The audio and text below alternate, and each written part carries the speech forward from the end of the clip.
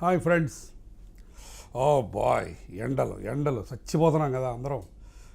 ఈరోజు నిన్న almost 44 degrees centigrade ఉన్నట్టుంది బయట. ఎండలు పేలిపోతున్నాయి.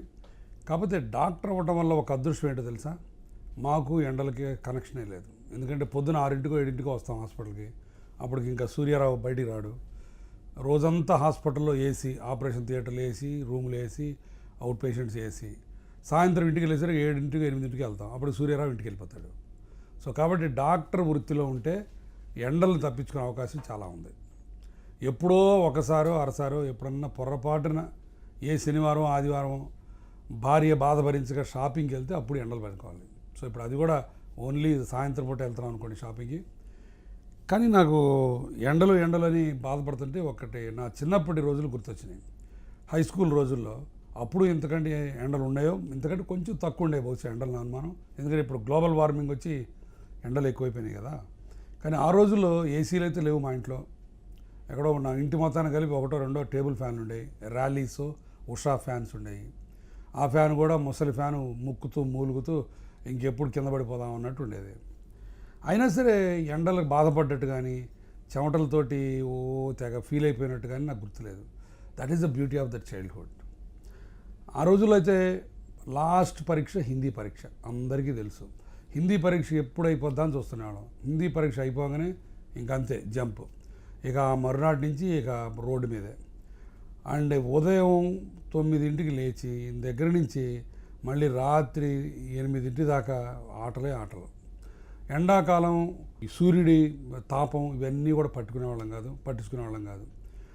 ఎంత ఓపెన్ ఎయిర్ గేమ్స్ అంటే ఇప్పుడులాగా ఇండోర్ గేమ్స్ లేవు, అండ్ టెలివిజన్స్ లేవు, అండ్ వీడియో గేమ్స్ లేవు. సో అన్నీ బయటే. కబడ్డీ దగ్గర నుంచి, కుందుళ్ళ దగ్గర నుంచి, అండ్ పిచ్చి బంతి దగ్గర నుంచి, క్రికెట్ దగ్గర నుంచి అన్నీ బయటే. సో ఎంత బయట అంటే ఇంక అసలు సాయంత్రం వచ్చేసరికి మొహం అంతా మన నిప్పుల్లో వేడి పెట్టిన వంకాయలాగా తయారైపోయేది. నల్లగా వాడిపోయి కమిలిపోయి ఒక్కోసారి ఎంత దుమ్ము కొట్టుకుపోయేవాళ్ళం అంటే అమ్మ నాన్నలు గుర్తు కూడా పట్టేవాళ్ళు కాదు, వీడు నా కొడుక పక్కింటి వాళ్ళ అబ్బాయి అనేది. అంత మట్టి కొట్టుకుపోయిండేవాళ్ళం. కానీ those are the days so happy. వడదెబ్బ ఈ కింద పడిపోయినట్టు నాకైతే గుర్తులేదు. ఈ హోల్ ఎండాకాలంలో మా దినచర్య ఎలా ఉండేదంటే ఉదయం 9 మొత్తం తయారై శుభ్రంగా బయటపడేవాళ్ళం. 9 నుంచి 11 దాకా రోడ్డు పక్కన బచ్చాలాట, అంటే ఓకులు బచ్చాలు ఉండేవి. అంటే మన పాత సిగరెట్ ప్యాకెట్లు, బర్క్లీ, చార్మినార్, గోల్డ్ ఫ్లాక్, వాటివి ఓకులు ఉండేవి. ఆ ఓకులన్నీ పెట్టి ఒక సర్కిల్లో మధ్యలో గీసి దాన్ని ఒక రాయితో కొట్టడం అనమాట. ఇప్పుడు కుర్రాళ్ళకి తెలియకపోవచ్చు అది. దాన్ని బచ్చాలాట ఆడేవాళ్ళం. ఆ బచ్చాలాట పొద్దున్న 2 గంటలు కంప్లీట్. దాంట్లో చార్మినార్కి అన్నిటికంటే తక్కువ డబ్బులు. బర్క్లీ తర్వాత గోల్డ్ ఫ్లాక్ వచ్చిందంటే సూపరు. ఇవన్నీ వచ్చిన తర్వాత ఎన్ని జేబులో పెట్టుకొని వాటన్నింటి కలెక్ట్ చేసుకొని ఏదో పెద్ద ₹1,00,000 ₹1,00,00,000 వచ్చినట్టు ఫీల్ అయిపోయి ఇంటికి తీసుకెళ్ళి మళ్ళీ అంటే జాగ్రత్తగా తుడిచి జాగ్రత్తగా పెట్టుకునేవాళ్ళం. మళ్ళీ ఎందుకంటే మరునాడు పొద్దున ఆడాలి కదా వీటిని. ఆ తర్వాత మధ్యాహ్నం భోజనం అయిన తర్వాత ఒక 2 గంటలు అమ్మ నాన్న నోరు మూసుకు ఇంట్లో కూర్చో, సూర్యుడు మరీ నెత్తిన ఉన్నాడు, ఇప్పుడు బయటకు వెళ్ళడానికి లేదనే వాళ్ళు. ఆ 2 గంటల మటుకు ఇంట్లో. అప్పుడు కూడా పడుకునేవాళ్ళం కాదు. అప్పుడు ఇంట్లో కూర్చొని పాంపటం, అష్టాచమ్మ, తర్వాత ఈ ఆటలు ఆడేవాళ్ళం, క్యారమ్ బోర్డు ఇవి.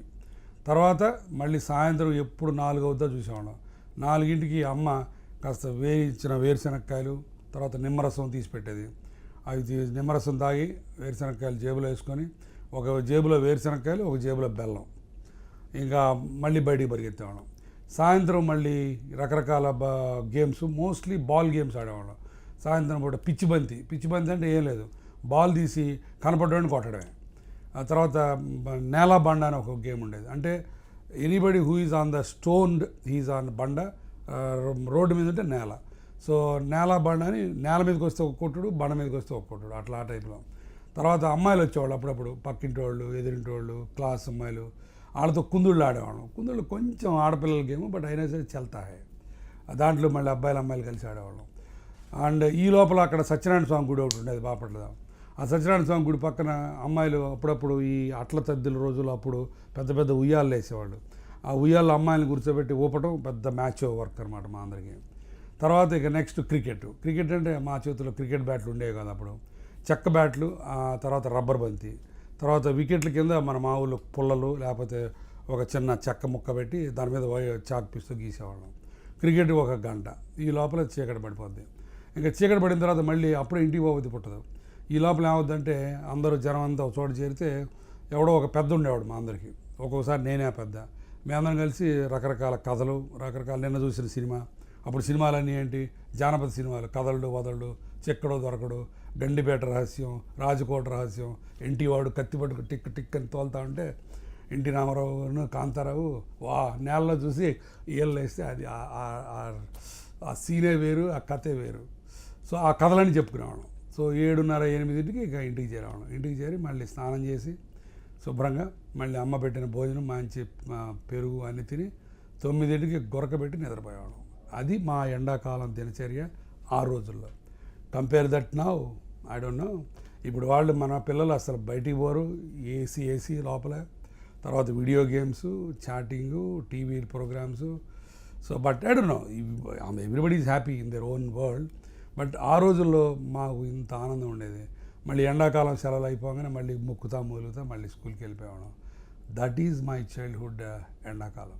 అట్లానే మీలో మంచి ఎండాకాలం సెలవుల మాధుర్యం, ఆ ఎండాకాలం సెలవుల గుర్తులు ఏమైనా ఉంటే నాతో షేర్ చేసుకోండి. It will be fun. Bye.